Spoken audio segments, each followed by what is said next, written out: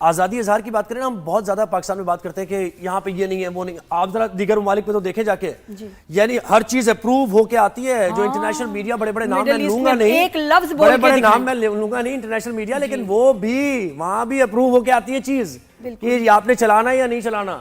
تو پاکستان میں بیٹھ کے صرف آپ مڈل ایسٹ میں کوئی بھی واقعہ ہو جائے، آپ کو اجازت نہیں کہ آپ ویڈیو تو چھوڑیں، اس کے بارے میں آپ تصویر لگائیں، دیکھیں آپ کے ساتھ کیا کرتے ہیں. ٹھیک ہے، انہوں نے اپنا امیج کی اور ان کی اپنی سیکیورٹی کا طریقہ ہے. ہمیں بھی آئی تھنک اب پتہ اب یہ سختیاں کر دینی چاہیے. اچھا، اب ہم ذرا اس پر مزید کچھ بات کرتے ہیں. نگہت دار صاحبہ نے جوائن کیا، سوشل میڈیا ایکٹیوسٹ بھی ہیں اور ڈیجیٹل رائٹس سے متعلق بھی اویئرنیس پھیلاتی ہیں، ایکسپرٹ ہیں. بہت شکریہ آپ نے ہمیں وقت دیا.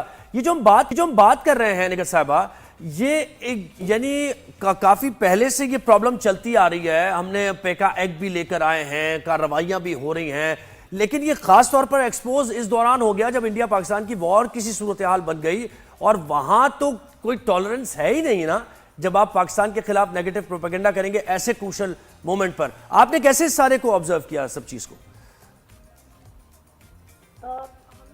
کافی گہری نظر سے مس انفارمیشن اور ڈس انفارمیشن کو دیکھ رہے تھے کہ اس کرائسس کے دوران کس طریقے سے مس انفارمیشن پھیلائی جاتی ہے. تو ہمارا جو زیادہ تر مشاہدہ تھا اور جو ڈیٹا ہم نے کلیکٹ کیا وہ یہ تھا کہ بہت زیادہ مین سٹریم میڈیا جو انڈیا کا ہے وہاں سے فیک نیوز اور مس انفارمیشن کو پھیلایا گیا، اور پھر آن لائن پروپیگنڈا جو ہے وہ ان کے آن لائن اکاؤنٹس کے ذریعے سے بہت زیادہ ہوا. پاکستانی اسپیس جو ہے وہ ایک بڑی اچھی بات ہماری اسپیس میں یہ ہوئی کہ ٹویٹر جو ہے وہ ان بین کر دیا، اور اس سے یہ ظاہر ہوتا ہے کہ بالآخر حکومت پاکستان کو اس بات کا اندازہ ہو گیا ہے کہ اگر آپ چیزیں زیادہ بین کریں گے تو اس سے مس انفارمیشن اور ڈس انفارمیشن پھیلے گی، اور اگر آپ چیزوں کو سوشل میڈیا پلیٹ فارمز کو کھولیں گے تو اس سے نیریٹیوز جو ہیں وہ ہمارے اور زیادہ بڑھیں گے اور پھیلیں گے، اور لوگوں کو پتہ لگے گا کہ ہمارا اپنا ملک کا نظریہ کیا ہے. تو میری نظر میں تو ٹویٹر کو اسی لیے ان بین کیا گیا تاکہ جو مس انفارمیشن دوسری سائڈ سے آ رہی تھی اس کا مقابلہ کیا جا سکے. اور بہت سے پاکستانی جو ہیں وہ بڑے ڈٹ کے کھڑے ہوئے، بڑے فیکٹ چیکرز تھے، فیکٹ چیکنگ کی گئی.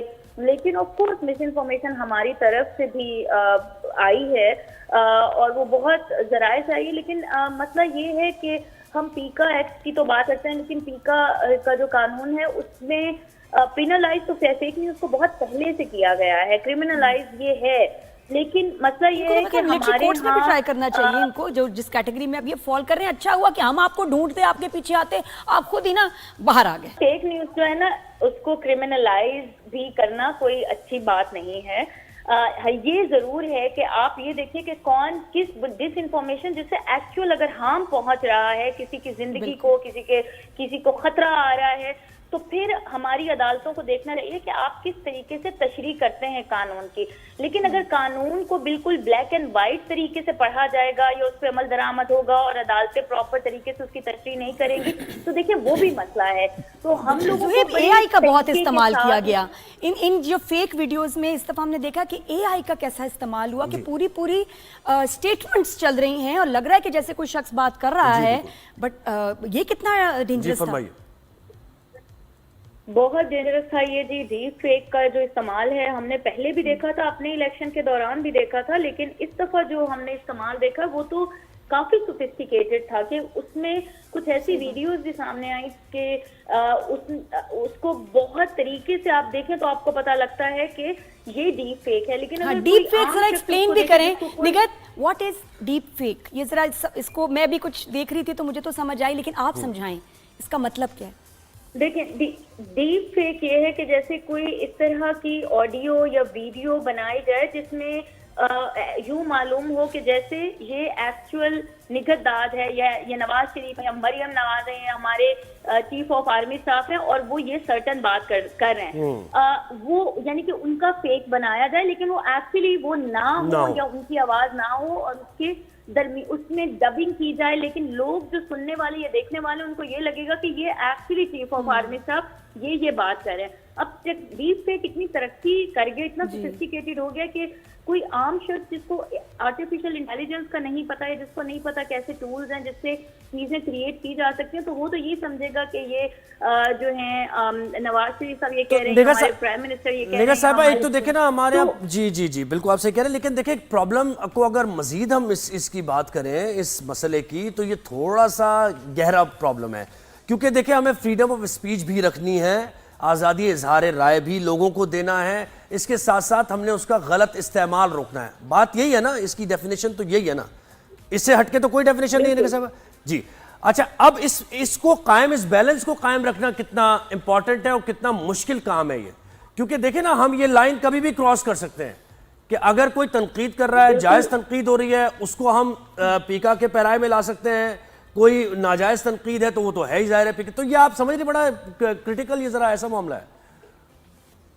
जी बिल्कुल, देखिए तनकीद जो है वो तो कभी क्रिमिनलाइज होनी ही नहीं चाहिए। अगर कोई किसी, जब तक देखिए हम तनकीद नहीं करेंगे खुद अपने आप पे या अपने मुल्की इदारे भी हैं, कोई ना कोई कमियां तो हर किसी में होती हैं, और अगर हम अवाम हम टैक्स पेयर हैं, अगर हम तनकीद नहीं करेंगे तो हमें कैसे पता लगेगा कहाँ पे कमियां हैं, कहाँ पे खामियां, और इनको कैसे दूर किया जाए। इसलिए जो पब्लिक फिगर्स हैं या जो इदारे भी हैं वो तनकीद को कंस्ट्रक्टिवली लें और ये ना समझें कि ये उनके कीचड़ उछाला जा रहा है, उनकी इज्जत हाँ, अगर कोई एक्चुअली डेफोमेशन के मद में आता तो फिर कवानीन तो मौजूद हैं जिनको इस्तेमाल किया जा सकता है, लेकिन ये कि तनकीद को क्रिमिनलाइज करना जो है वो किसी तरीके से हमारा आइन इजाजत नहीं देता। तो यही जो बैलेंस है इसको बरकरार रखना हमारी अदालतों का काम है, मैं सोचा था पब्लिक फिगर्स का भी काम है। हम आज शो पे ना जरूर एक लफ्ज की डिस्क्रिप्शन लेंगे जिनसे भी बात करेंगे। मैंने सोचा बार बार एक लफ्ज हम सुनते हैं नैरेटिव, और ये कि जी फ्यूचर वॉरफेयर है, 5th जनरेशन वॉरफेयर, नैरेटिव की वॉर है। अब आम बंदे को समझ नहीं आता है नैरेटिव क्या है आप, लेकिन सबसे मैं पूछूंगी आज के शो पे नैरेटिव क्या होता है। नैरेटिव देखिए जो हमारी जो अपनी तरफ की जो बात है कि हम किस तरीके से हमारी बात मकसद क्या है, हम कहना क्या चाह रहे हैं, नैरेटिव वो है।